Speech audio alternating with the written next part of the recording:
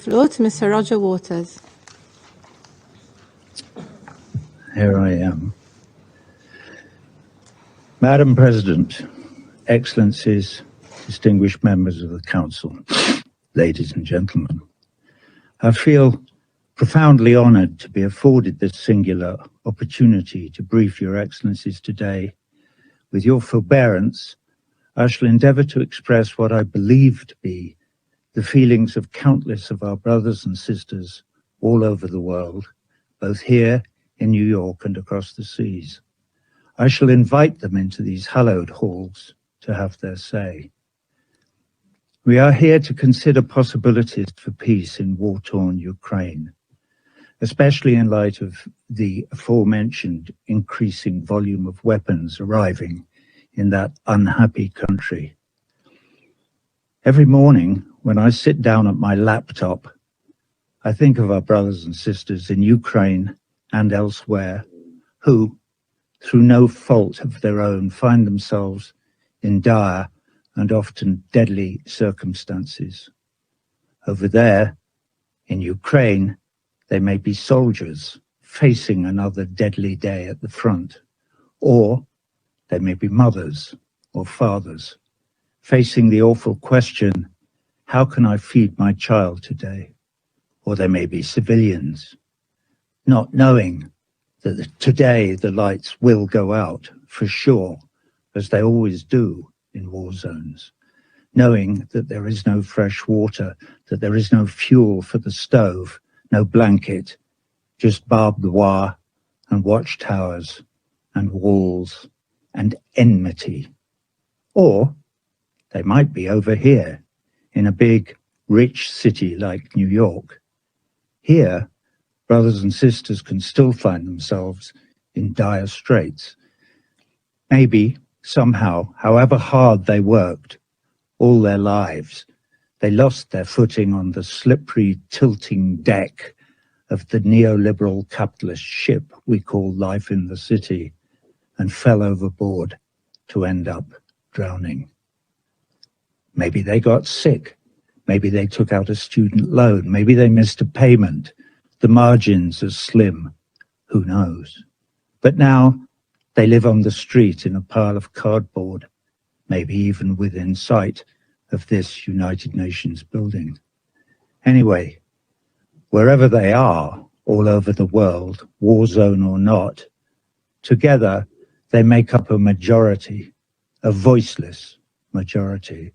And today, I shall endeavour to speak for them. We, the people, wish to live.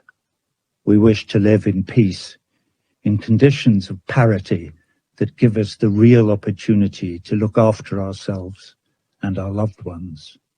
We are hard workers, and we are ready to work hard. All we need is a fair crack of the whip.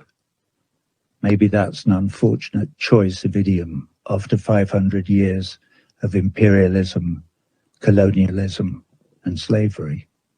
Anyway, please help us. To help us, you may have to consider our predicament, and to do so, you may have to take your eye off the ball for a moment, to put your own goals momentarily to one side. What are your goals, by the way? And here maybe I direct my inquiries more to the 5 permanent members of this council. What are your goals? What is the pot of gold at the end of the rainbow? Bigger profits for war industries, more power globally, a bigger share of the global cake? Is Mother Earth a cake to be gobbled up? Does not a bigger share of the cake mean less for everyone else? What if today, in this place of safety, we were to look in another direction, to look at our capacity for empathy, for instance, to put ourselves in others' shoes, like right now, for instance, the shoes of that chap on the other side of this room, or even the shoes of the voiceless majority, if they have any shoes, that is. The voiceless majority is concerned that your wars, yes, your wars, for these perpetual wars are not of our choosing, that your wars will destroy the planet that is our home.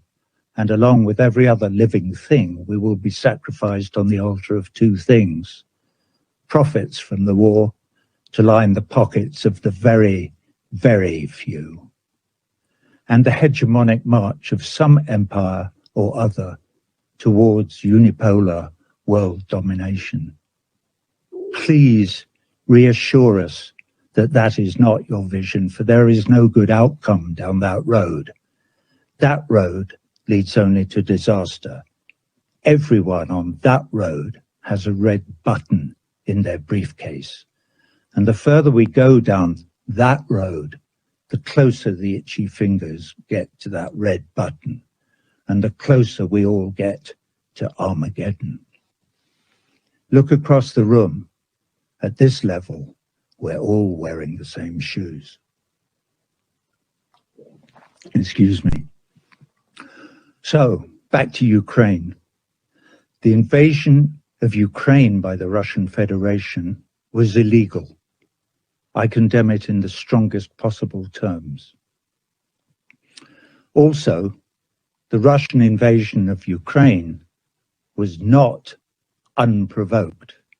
So I also condemn the provocateurs in the strongest possible terms. There, that's got that out of the way. When I wrote this speech yesterday, I included an observation that the power of veto in this council only lay in the hands of its permanent members, and that I was concerned that that was undemocratic and rendered this council somewhat toothless.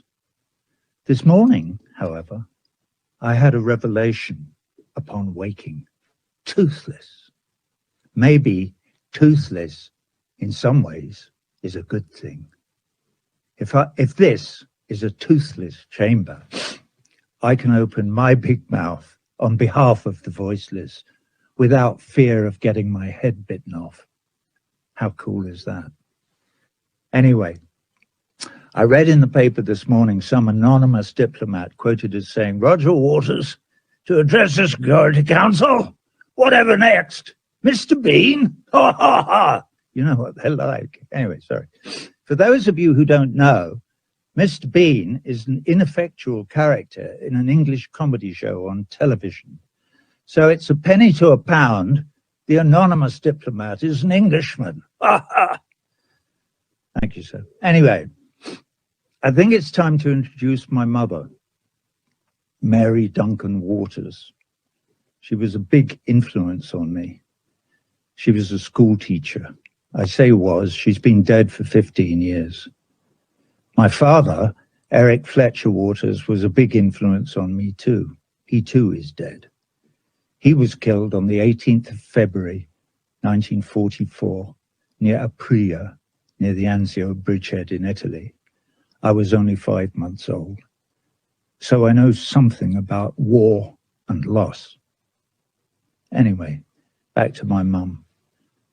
When I was about 13, I was struggling with some knotty adolescent problem or other, trying to decide what to do. It doesn't matter what it was. I can't remember anyway, but my mum sat me down and said, "Now listen, you're going to be faced with many knotty problems during your life, Roger. And when you are, here's my advice. Read, read, read. Find out everything you can about whatever it is. Look at it from all sides, all angles. Listen to all opinions, especially ones you don't agree with. Research it thoroughly. And when you've done that, you will have done all the heavy lifting. And the next bit is easy. Is it? Okay, Mum. Well, what's the easy bit? Oh, the easy bit is you just do the right thing." Whew. So speaking of doing the right thing brings me to human rights. We the people want universal human rights for all our brothers and sisters all over the world, irrespective of their ethnicity, religion, or nationality.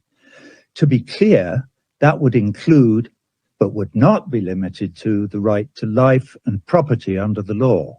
For instance, for Ukrainians and, for instance, Palestinians. Let that sink in. And obviously, for all the rest of us as well, one of the problems with wars is that in a war zone or anywhere where the people live under military occupation, there is no recourse to the law. There are no human rights. Today, our brief is the possibility of peace in the Ukraine, with special reference to the arming of the Kiev regime by third parties.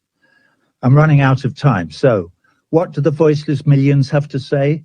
They say, thank you for hearing us today. We are many who do not share in the profits of the war industry.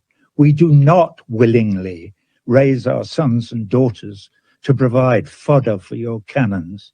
In our opinion, the only sensible course of action today is to call for an immediate ceasefire in Ukraine. No ifs, no buts, no ands. Not one more Ukrainian or Russian life is to be spent. Not one. They are all precious in our eyes. So the time has come to speak truth to power. You all remember the story of the emperor's new clothes. Of course you do. Well, the leaders of your respective empires stand, in one degree or another, naked before us. We have a message for them. It is a message from all the refugees in all the camps, a message from all the slums and favelas, a message from all the homeless on all the cold streets, from all the earthquakes and floods on earth. It is also a message from all the people, not quite starving, but wondering how on earth to make the pittance they earn meet the cost of a roof over their head and food for their families. My mother country, England, is, thank God, an empire no more. But in that country now there is a new catchphrase, eat or heat. You can't do both. It's a cry echoing round the whole of Europe. Apparently, the only thing the powers that be think we can all afford is perpetual war. How crazy is that? So, from the 4 billion or so brothers and sisters in this voiceless majority, who together with the millions in the international anti-war movement represent a huge constituency, enough is enough. We demand change. President Biden, President Putin, President Zelensky, USA, NATO, Russia, the EU, all of you, please change course now. Agree to a ceasefire in Ukraine today. That, of course, will only be the starting point, but everything extrapolates from that starting point. Imagine the collective global sigh of relief, the outpouring of joy, the international joining of voices in harmony singing an anthem to peace. John Lennon pumping the air with his fist from the grave. We've finally been heard in the corridors of power. The bullies in the schoolyard have agreed to stop playing nuclear chicken. We're not all going to die in a nuclear holocaust after all. At least, not today.